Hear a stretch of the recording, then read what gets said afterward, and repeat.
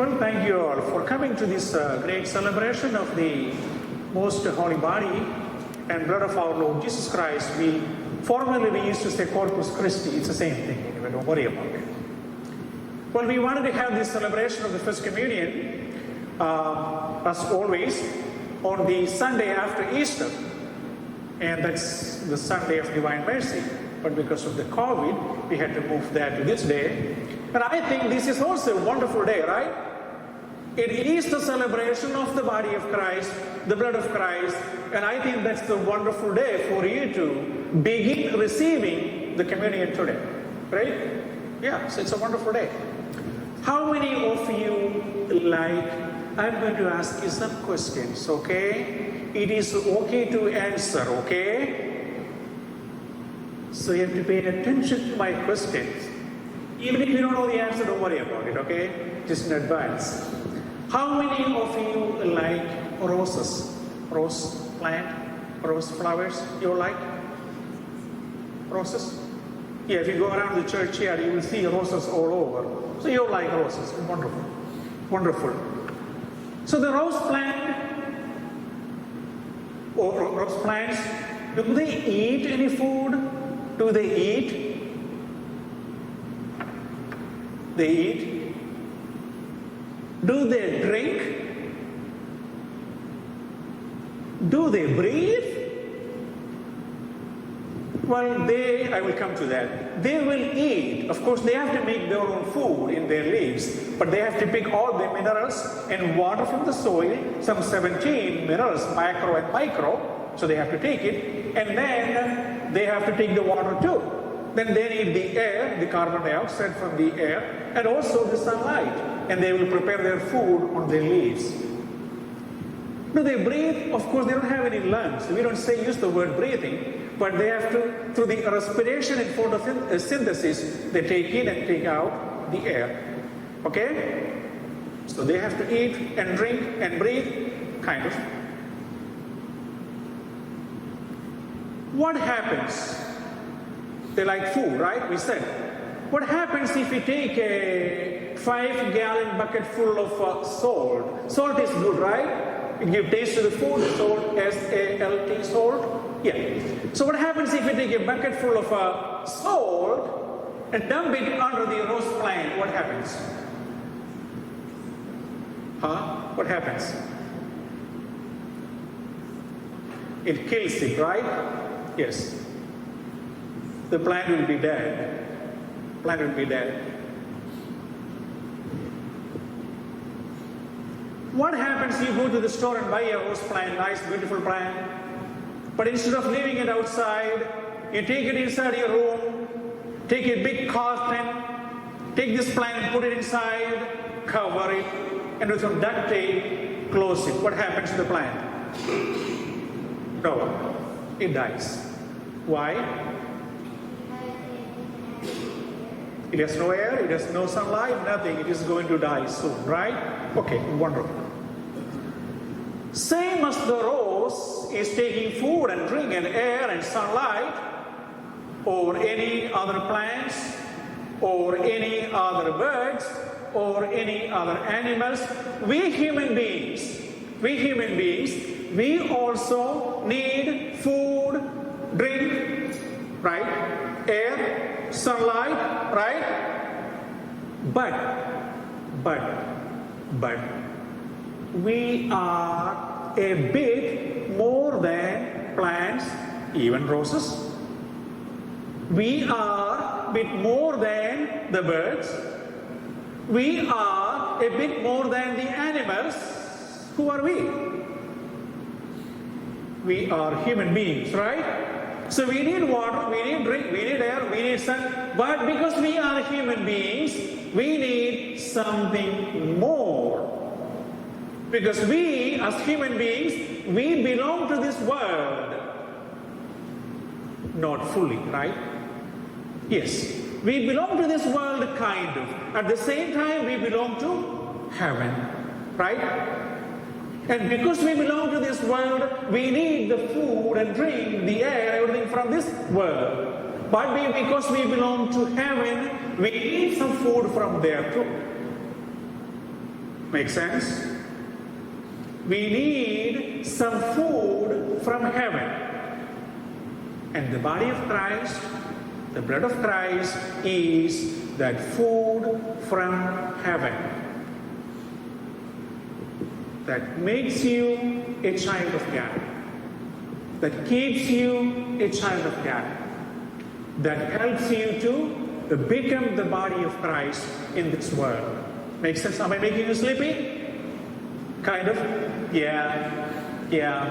So it's kind of, afternoon, evening, 5 o'clock, it's very hot outside and very comfortable inside. I know, yeah. Yesterday when I was having the other day with the rehearsal, some of you asked me,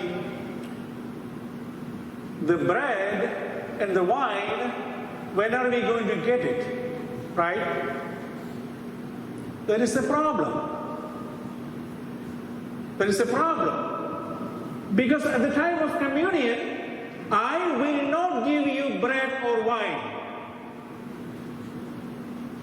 Okay? At the time of communion, I will not give you, I said clearly, I will not give you bread or wine. What am I going to give you then? The body of Christ, the blood of Christ, yes. The bread is going to look like bread. The wine is going to look like wine. The bread is going to taste like bread. The wine is going to taste like wine. But that's no more bread or wine. It's the body of Christ, blood of Christ. We actually use a big word for that. I don't want you to learn that word now, but in the future you will learn it. It's transubstantiation. Oh, long word, right? That means in appearance it looked like the bread and wine. In reality, it is the body and blood of Christ. And then also some of you asked me about, are we going to get the chalice? Right? I told you no, because of the COVID, we cannot share one cup. So we are not giving. And then you may have the question, well, we are not getting the blood of Christ, so are we getting the body of Christ fully? Right? Can be a question. Well, we are getting only the body of Christ, not the blood of Christ, so are we getting Jesus fully? Yes.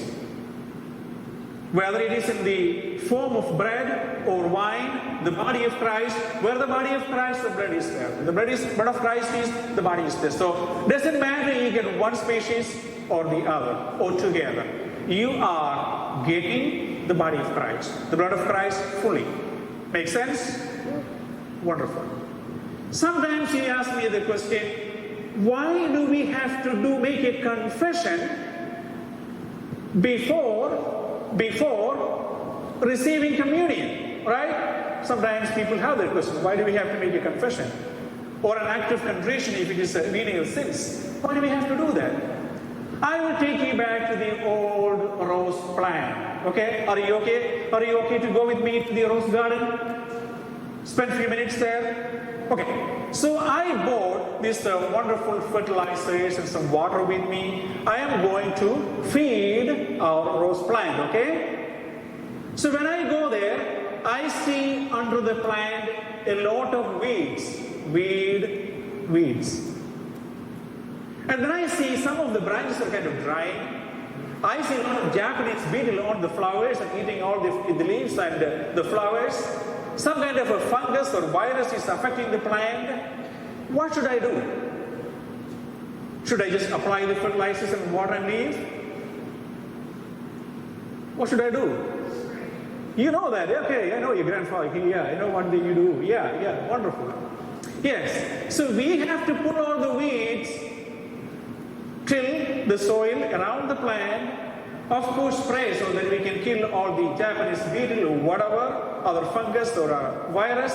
And also we have to trim, right, some of the dead limbs before we apply the food and drink. That same happens with confession. In our life, when Jesus is coming to be with us, giving us His heavenly food, we have to take care of ourselves. The confession is actually pulling the weeds, tilling the soil, taking care of the dead branches and taking care of the buds. Make sense? That's why we say we have to prepare ourselves to receive the body of Christ, receive the blood of Christ. So once you receive the body of Christ, what happens? What happens? I take you again to our gardens. It's one of the garden in front of our school here. If you go there, have you seen that garden in front of the school with the statue of Holy Family, Saint Joseph, Mary, and Jesus? If you did not get a chance to see that after Mass today or tomorrow, you should go. It's in front of the school, okay? So we have actually 7 round flower beds and a big round flower bed. That's where we keep the statue of Joseph, Mary, and Jesus, the Holy Family. And all of them, all these 8 ones are in a one big ring. Okay. So if you go there, you will realize 7 rows plants are there in those 7 raised beds. But each rose is different. Any idea why I have 7? I put 7 there with 7 different roses. I could have put same roses there. Or why 7? 7 representing 7 continents in this world. 7 different roses representing, say, different people who live in different places, but they are different. 7 roses, the flowers are different. They are all the same family, roses, but the flowers are all different. And then they are in the presence of the Holy Family with several roses. And together they make the family of God. So what I'm trying to say is, the body of Christ you receive, the blood of Christ you receive, it's going to make you the body of Christ. But the difference is, it is not making all of us uniform. No. It is not. It makes you the body. It's more like a puzzle, right? Every piece in a puzzle is important, right? You'll try that sometimes. Every piece is unique. If I make every piece same, what happens? If I copy one piece of the puzzle and make it for the whole puzzle, will I make a puzzle?